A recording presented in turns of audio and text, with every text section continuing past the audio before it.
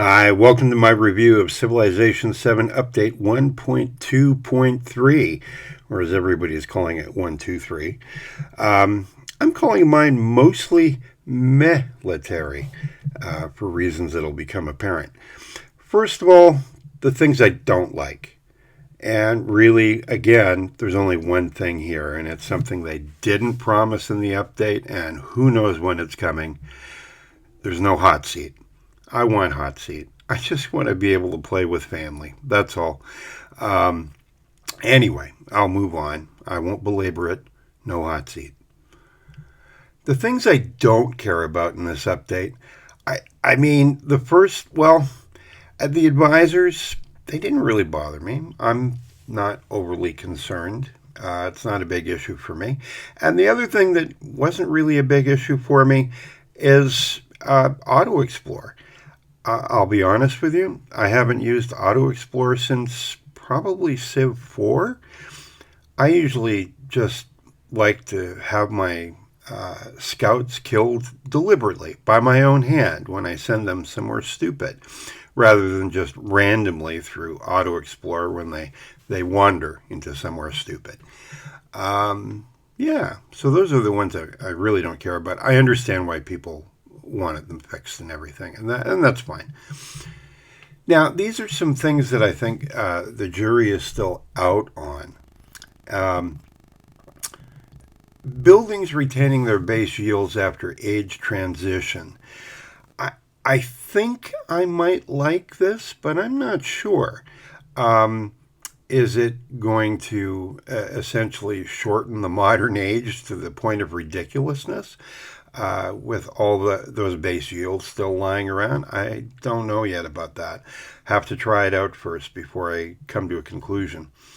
Improved relationship management. Okay, on this, I I hope it works out. I mean, if it works, that would be great. It would be nice if there was sort of a slight cooling off of relationships between ages. You know, the kind of thing that might happen over hundreds of years, like you get between these ages. That would be awesome. The new continuity option, where your units stay roughly where they were, except updated in the same numbers in which they were, that could work. But honestly, that wasn't a big deal for me. I know, the whole transition between ages was a huge deal for many players, but it never really rose to a level of great concern for me. I'd sort of look and I'd be happily surprised or not so happily surprised each time I looked and saw, oh, where are my commanders? Oh, there they are. And who do they have inside? Oh, okay. It was almost like a surprise. Well, it was a surprise. Maybe not the birthday type, but I didn't mind it that much. So I didn't share everybody's concern here, obviously. Now, the stuff that is kind of okay, it's good. It's a mixed bag for me. The merchants being available at the start of an age, each new age, I like because it took forever to get them started.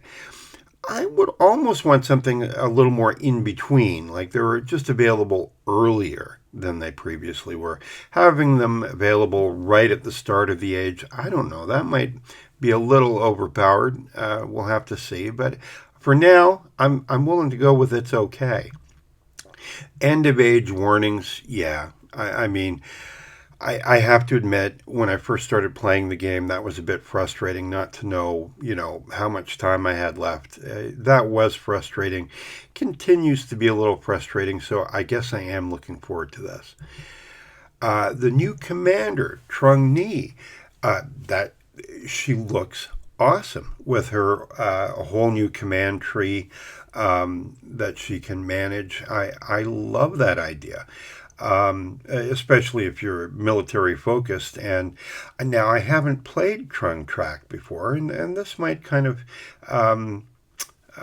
make me curious enough to do that sooner rather than later. I was eventually going to get around to her, but just haven't yet.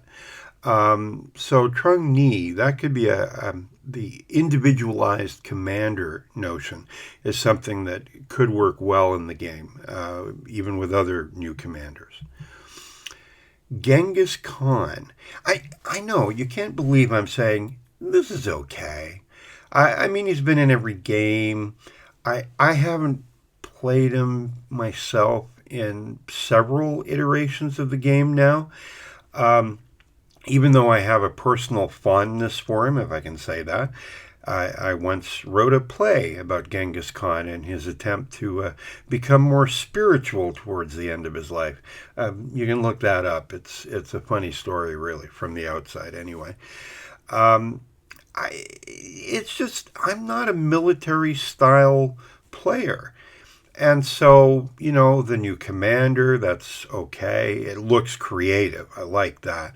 And Genghis Khan, well, you can look at his leader characteristics. They're decent. I think he'd be a good leader. And he'd go, really well with the Assyrians. I think that was maybe the intent coming out with the Right to Rule package, the way it was, the way it's been assembled. The Assyrians look interesting as well. And again, some creativity there in how you get your science through conquering. I love that idea. That's very cool. Again, very militarily oriented, but I'd like to try the Assyrians. Maybe try for a science victory instead of a military one. Maybe, yeah, I think I'm going to look into that a little more. And then you have Dai Viet, a more culture-oriented civ, which is great, except I've kind of been looking over the specs for the Dai Viet, and, well, I don't know. They don't seem like that powerful a culture, no matter what type of victory you're going for. So that was a little disappointing, but it's okay. A culturally oriented civ kind of interests me. So in this mix, I mean, the best thing out of it for me is probably the Assyrians, because I like the creative way that their victory is structured. But that's about it. All of this for me is only okay. The emphasis here has been very much on military victories, which is my least favorite way to go. So for me, this particular load of DLC is not that exciting. I got to be honest. And it's only okay. I think the last leader I really enjoyed playing with all the DLC was Ada Lovelace, because even Simon Bolivar, who I have not played with yet, is a military leader. So I think that's why there's all this excitement about the DLC, is it really appeals to the military players, of which I am not one. So that's why this whole thing is meh for me. What's great, the future tech attribute points are no longer wildcard. I like this because it means that the future tech isn't going to mess up the game as much as it had been before.